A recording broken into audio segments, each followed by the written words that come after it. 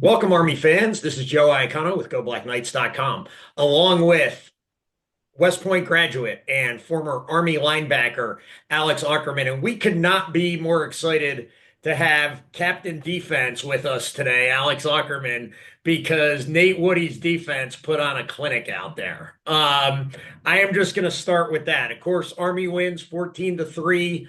Um, Team that was averaging over 40 points a game. I just got done interviewing Coach Monken. Their quarterback had thrown for over 400 yards 4 times. That's the most of anyone in the nation. And today we held him to 233 yards, or I'm sorry, 214 yards passing, 69 rushing for a grand total of 283 yards, 4 red zone trips. They walk away with 3 points, 2 turnovers, and a TOD. Alex, talk to us about that defensive effort today. Yeah, I mean they balled out. Really no other way to say it. The red zone D is just like insane. I know we've talked about it before, but it's just it. I don't know if there's just like a heightened uh sense of urgency down there or like what it is, but it's like they never get like even gain like have any type of big play like over 4 yards. It seems like they're there, and then it's just like it goes from hard to just like expert level offensive coordinator time where it's like anything they try to do, it just seems to not work. Obviously the 2 interceptions were massive down there. And he is just basically was baited into that last throw, and they walked away with a game sealing interception. So, but I mean, I think they controlled the line of scrimmage well. Obviously they didn't let up very many big plays at all. I think maybe one or two. There were some decent throws, but they got the guy down, and then welcome to the red zone. So, a high-powered offense holding him at 3 points is just massive all around. Confidence boosts for sure going into just that the last little portion of the season. But yeah, it was still a total team effort, but the defense definitely has to be really proud about how they played today. Yeah, I mean, you look, and I'll talk about the offense because, like you said, I mean, the 13-minute drive to keep North Texas's Yeah. offense off the field was massive too.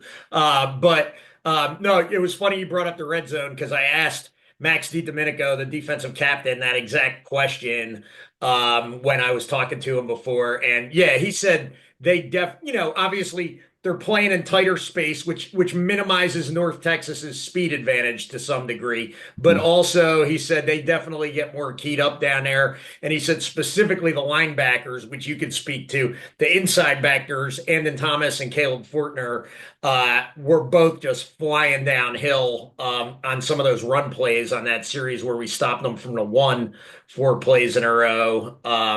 So talk a little bit about that series, then we'll get into the 2 interceptions, which were really crucial as well in the second half.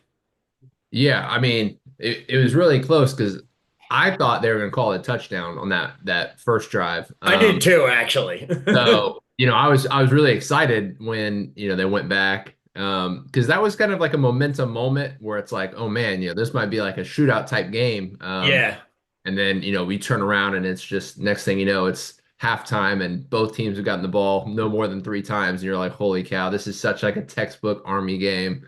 Um, Yeah, it totally surprised me. I was like, yeah. how did this Yeah, happen? but it's just really when you're on the goal line and you can kind of control the line of scrimmage because at that point that's all it really is. When you're 5 yards and in, the red zone's a little bit different, but when you're super close to that goal line, Yeah. and they really just dominated up front. They're linebackers flying around, everybody was gapped out doing their job. So yeah, it was just fundamental, and it's really just like get in the weight room. That's pretty much the feeling of like, we're basically whooping you every play. And Yep. we'll be back next play. And we both kind of have a good idea of, what you're going to do and what we're going to do, but it doesn't matter. Like, we're just going to, outmuscle you. You mentioned how that was a momentum changing play because I agree with you. Like they score there, it could become kind of a shootout. And I know your first year, the last time you were down in Denton, you guys got beat 52 to Yeah. 49 in one of those shootout kind of games. And like you said, I think this game plays right into the way Army likes to play football. Even had a little bit, obviously, against a completely different offense, but the way the game was going, it kind of had like an Army Navy kind of vibe to it a little bit. And so they make a big momentum changing stop like that. Mhm. Does that get in North Texas's offensive line's head the next time they're down there? Um, I don't know. I've never been in the mind of an offensive lineman, luckily. Right. You'd have to think so. It definitely is something that inspires confidence, on the defensive side of the ball of like, hey, we were both fresh. Like it's not like it's, fourth quarter. It's like, hypothetically it should be, you're your best, we're our best, and we just kind of kicked your ass in a position where like you didn't have to go far. You had the Right. advantage. So I think that is something that you can kind of take for the rest of the game. Like, hey, if they couldn't even get 5 yards on us, if it's first and goal and you're that close and like it's definitely inspires confidence where like, all right, now we're in third and short at the 50, and it's like, hey, remember back when we were on the goal line? Like if they try to run this, like, we're ready for it. So yeah, I think something like that can be, a turning point and help out for the rest of the game. Yeah, and then you look, we go on that soul crushing drive, as I call it, 13 minutes, 21 plays, I Yeah. believe, 94 yards Yeah. for a touchdown. Probably seemed like it was never going to end. Their kids, North Texas kids, start cramping, all kinds of stuff. Um, and then, so at that point, I think there's 11 or 12 minutes left in the game, and I'm going, all right, I don't even care if they score here, but just don't give up the big play, right? Like make them take 5, 6 minutes off the clock, then get the ball back to us. So they're driving down. It looks like they're about to do exactly that. And then Donovan Platt comes up with the big interception. I wish we had taped the show. It was really nice the way he sat in zone and just Yeah. read the quarterback's eyes there. You want to talk through that play a little bit, even though, I know you weren't a secondary guy, but I totally know you know what he was looking at there and how Yeah. that play developed.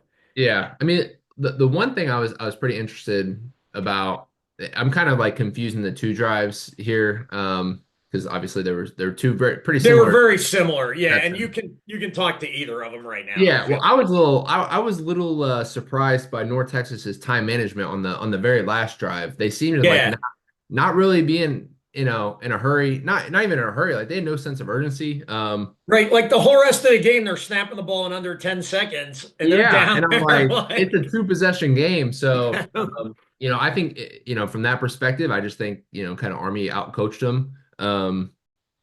Because I just felt like the whole defense kind of knew what was going on, and the offense was a little off. North Texas's offense was a little, not on the same page there. So I thought that was surprising, but yeah, I mean, really both interceptions. I had a better view of the second one where, he's kind of sinking in coverage. The guy goes to the flat right in front of him. The quarterback's rolling out, and the D line's getting some pressure in his face. And he thinks he has that corner route, and then the corner comes off the flat route and just throws it right to him. It was just an awesome play. It was perfect. Seal the game. Yeah, I was really hyped, and then seeing the replay, I was like, man, that was such a good play because he saw it the whole way. Because he yeah, even if that throw to the flat happened, I think he was in a position where he could have broken it up or pushed him out, and made right. it both balls. So yeah, that was just a huge play and really sealed it. Nice. And I know, I like you said, I mean, amazing coaching. Nate Woody is just, I mean, he can face the triple option one week, hold it to 3 points, come back the next week against the air raid, hold that to 3 points. I mean, you played under a great DC and Jay Bateman, didn't have the opportunity to play under Nate Woody. They're both amazing. I'm not going to compare and contrast. But was Daryl Dixon the corners coach? Was he there when you were there? I can't remember. Yeah, he was the outside linebackers coach for me. He was Oh, my I didn't position. know that. Yeah, That guy has, I mean, let's talk about him for a little bit. And since you played for him, that's perfect because yeah, I I think as I analyze the defense going into this year, they lost so much production and game experience at the corner position with Jabari Moore graduating and Cam Jones was the other kid. And Platt and Weaver. and Mays are really first year starters, and they have just stepped up big time. Talk a little bit about, from your experience, what, I know he was coaching a different position, but what makes Daryl Dixon such a good position coach? Listen, I mean, I could honestly talk for days about this. Like Daryl is one of my favorite coaches ever of all levels of football. Just a great guy, role model. And there's so many good things to say about him, but he's able to explain it in a way. He very rarely raises his voice. And Hmm. a lot of coaches have different coaching styles. Like, Right. I've definitely been yelled at plenty of times, and it's not like something where I hold that against the coach or think he's better or worse, but he's Right. always like calm, cool, and collected. He's always just looking for small things to help you improve. And yeah, he's just really great at preparing you for games, seeing where your eyes should be, how you should step first. These little things that can just give you, a 1% advantage. To add up. It's something where, now you're doing it in practice every single day. It's second nature by the time you're at the game.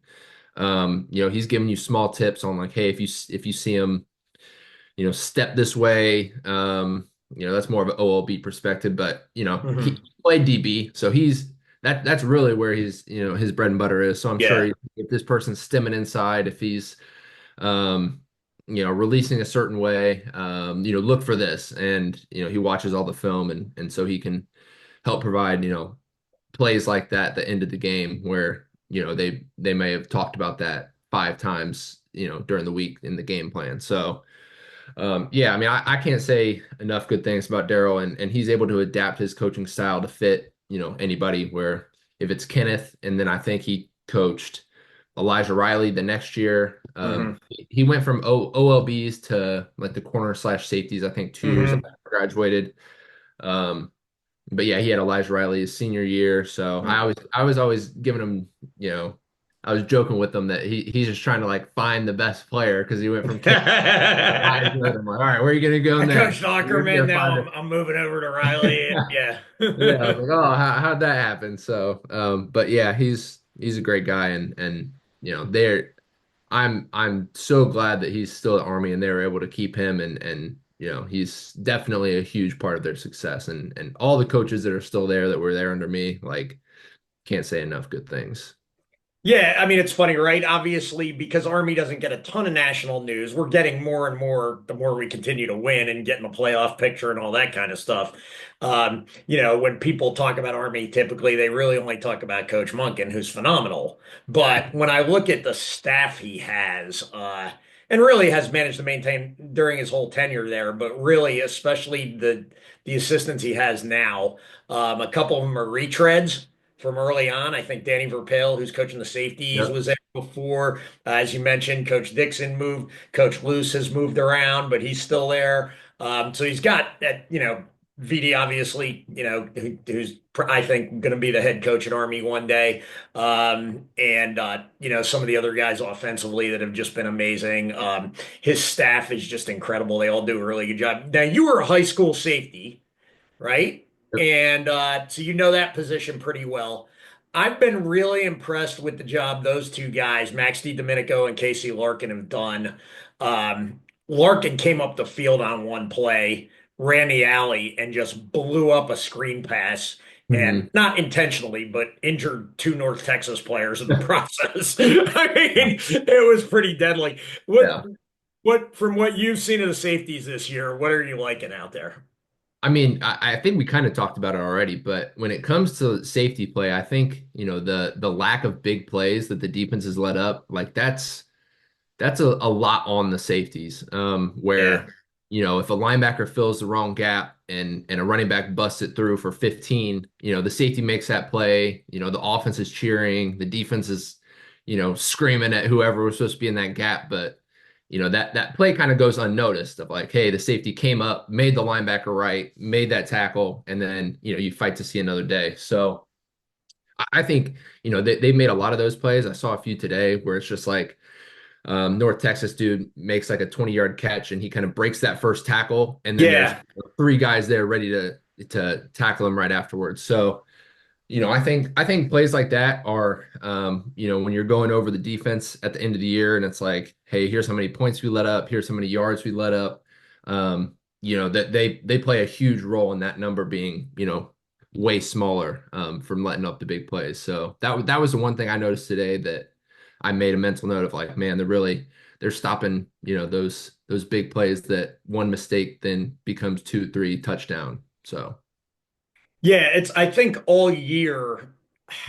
I'm going off my memory here, so I'm there's probably not wrong. many. So There's not too many big I've plays. seen them get beat deep once or twice the Yeah. entire year, which is probably tops in the nation if you compare that Hmm. against any other team. There's Temple game they let a tight end free and he cruised down the field. That's really the only one I can remember, to be honest with Hmm. you, which speaks to why the defense has given up so few points. Offensively, it was tough sledding in there.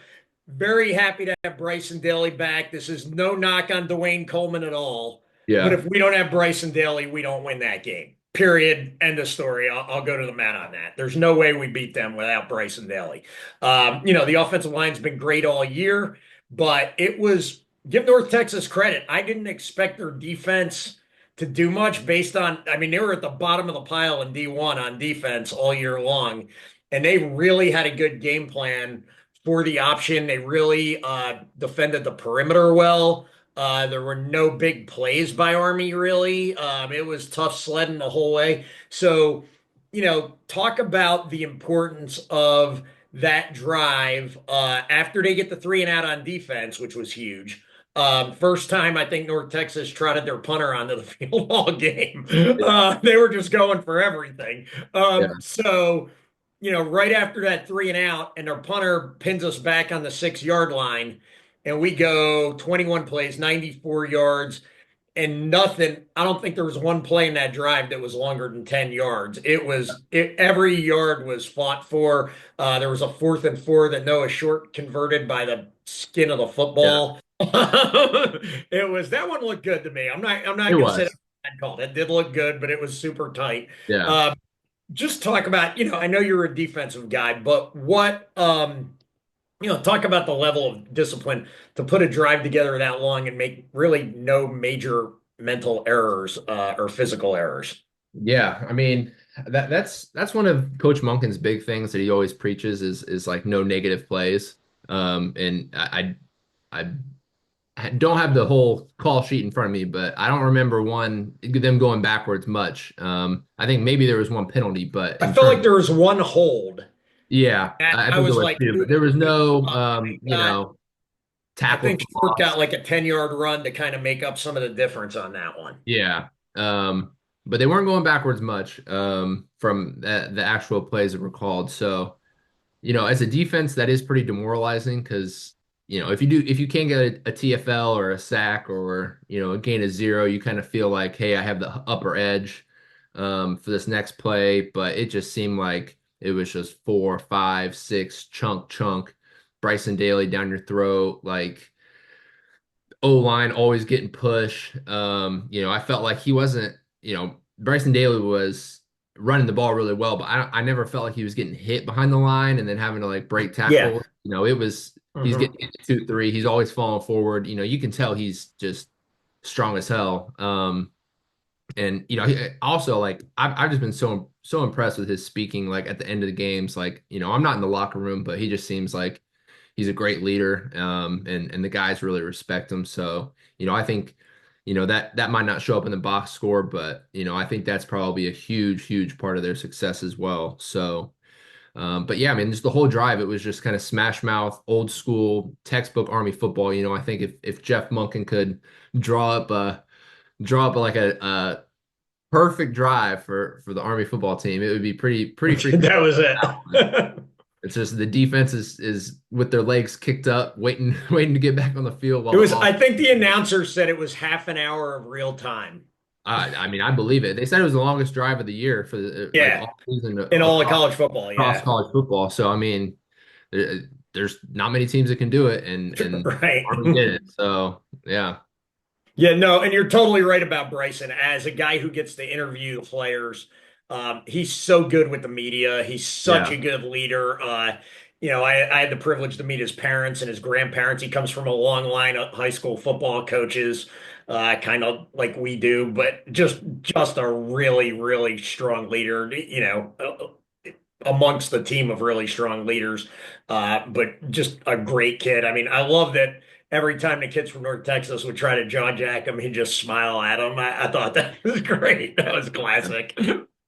Yeah, I mean, they interview him after the game. He's praising the defense. He's praising the other Yeah. guys. It's just like exactly what Coach Monken preaches. So I know he's excited there. But yeah, he was even though they scored 14 points, he's probably still the MVP of the game, and just getting all those hard-earned runs that even if it's three or 4 yards, like those add up, and that was a huge part of how they were Yeah. able to win today. Yeah, he still ended up with 116 yards. Other than Yeah, the interception, he threw the ball really well. I think he was, and again, it's an Army quarterback, so we're not looking for crazy yeah, I think stats throwing like the ball, but he three to was five. he was 2 for 4, and he had the Yeah. key uh, first down completion to Casey Reynolds and the key first down completion to Noah Short. Those were both really crucial in that drive, I think. Yeah, and I mean it's super impressive, like, kind of what the announcers were saying of, he wasn't practicing. He's been out like way longer than just, the 2 games, like because it's, they're coming Right, off because there was the bye the week, Air and Force. yeah. So I mean, he didn't look rusty. He looked well rested. Maybe that will kind of give him a boost on this half the back quarter of the schedule where it's like, hey, I got some time off, able to rest a little bit because I mean, however many rushes he's had this year, it's a ton. So he's definitely getting hit a lot. Um, so I asked him after the game. I said, so one of the other media guys asked him how he was feeling at the beginning of the game with the rust and everything, or lack of rust. And I said, I'm going to ask you a different question. You carried the ball 36 times. How do you feel now? And he goes, wow, it didn't feel like that much. I said, well, uh, that's good. yeah, that is good. Maybe he'll change that answer if you ask him, tomorrow at Tomorrow or 11 Monday. a.m. But yeah, I Thankfully, they mean, have a bye the next dude's week. tough. He seems like he could easily have played Mike Backer. If Oh, they if yeah. they needed someone to fill in, he could do it. Next game. So he's just Yep. a tough, hard nosed, textbook Army football guy, and he's just playing awesome. So it's great to see. Totally agree. Any other thoughts on this game, real quick, Alex? Yeah, I love a North Texas win. It was kind of like that unofficial rivalry when I was in school. They We were like the play them. nemesis. When I saw They that game were. back on the schedule, I was like, no, I hate this team. Like, Yeah, yeah. I mean, we played them 3 times in 2 years because we got them yeah. in game two. They were ones that like to talk a lot on the field, and they'd Hmm. say crazy things that I was pretty shocked by. Uh, and so we kind of had like they Like were. what? Give me the G or PG at least rated version of something they said. Well, I'll just say that they brought up like deployment, like they were like telling us like what would happen to us on deployments. Like it was crazy. They were saying stuff where I was like, wow, like I'll keep it on the field, but like, dude, that's pretty crazy, dude. After that, yeah, we kind of had like we had some beef with them. So yeah, it really hurt our senior year when we went over there and we were in That was, the I mean, yeah, that game, you guys would have gone 11-2. yeah, That was that that was was a fun. real zinger. Like, oh, it was, Yeah, it and the way it was. ended. I mean, it was such a tight game. It was kind of either team could have won that game. I don't remember all the details about it. I just Yeah, remember it at was a least we got him in shootout. the bowl game. Yeah, That was definitely a good feeling. And yeah, so that's my like cool. final thought is like I appreciate this class kind of handling the business that we Handling business against yeah North Texas. yeah I'm trying to think. Who else have they played? Anybody else that you guys used to play? Not yet. They potentially have Tulane coming up, and we're going to talk yeah about that. they beat Temple this year. There Yep. were a few of the same teams, but yeah. So I like for us it was almost like Air Force was probably the most hated despite Hmm. obviously beat Navy and that was huge.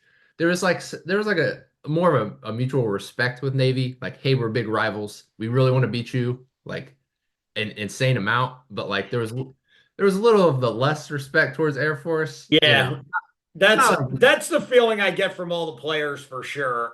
yeah the So, Navy fan, I used to feel the same way. The Navy fan base is kind of not awesome. They're like, yeah, well, and then yeah, like Air Force's coaches would do some yeah, suspicious recruiting tactics that, kind of came out. But yeah, but North Texas was probably like right right below. there. Like it's like the next one is so Wow.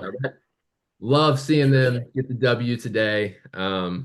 And yeah, just it was an awesome game all around. 14-3 sounds like it would be a boring game, but it was definitely not at all. No, there was a lot going on in that game for sure. Yep. So now we get to do something as a player, especially for Jeff Monken, you never got to do, but we're gonna we're gonna look ahead a little bit. And the bye week next week, which will be I don't think people realize how crucial this bye week is going to be because if things fall the right way for Army and they do what they need to do and take care of business, they may not get another week off for 5 or 6 weeks. Yeah, So we go bye, then the Notre Dame game, which rumor has it game day could be coming to Yankee Stadium for that. So that would be huge. Then the kind of game nobody's going to pay attention to that they got to take care of business with yeah. is UTSA at home Thanksgiving weekend. The core will be gone. Wow. So, kind of an interesting atmosphere there over Thanksgiving weekend, noon kickoff. That's kind of to me the classic definition of a trap game. Then the potential, and I feel comfortable talking about it now, the Yeah, conference championship because they're pretty much locked in with the best record now. The only yeah, way it changes is if Navy beats Tulane and then all three of them end up with one loss if we lose the UTSA. But yeah, I'm feeling pretty good. There's going to be a yeah. conference championship game and probably at Mikey Stadium. And so there's that. And then, of course, Army Navy. And Could get Army Navy, Army Navy. yeah, and really there's a couple play-in games, but the way I see it, Notre Dame is a play-in game to the college football playoff. They Yeah, beat Notre Dame, take care of business the rest of the way. They will leap Boise State in the rankings. yeah. I mean, And so, what do you see coming up the rest of the way? What has you excited? What kind of are your thoughts on where this team can end up? well, I'm pretty confident that Coach Monken right now, probably his main priority is just to like tell these guys to completely ignore all of that, all of the college football playoff, the conference championship, and like just hone in on Notre Dame, because it is, there are definitely a lot of stipulations that will come from this game. So, I played Notre Dame when I was there my junior year, and it did not go our way. They returned the opening kickoff, and then it didn't get any better from that point. So, they I think they have a much better chance this year. Notre Dame lost at Northern Illinois, so there's definitely like a chink in the armor of it's not like they're going to play some just unbeatable team. They have all these wins behind them, so I think they just have to stick to the plan, kind of take it one day at a time. They get, the bye week will probably be huge that they'll be able to put together that game plan. Um, and yeah, just stay focused. So, it's going to be a great game. Yankee Stadium, played there my freshman year versus UConn, the Chris Carnegie. UConn, yeah, the Chris Carnegie interception.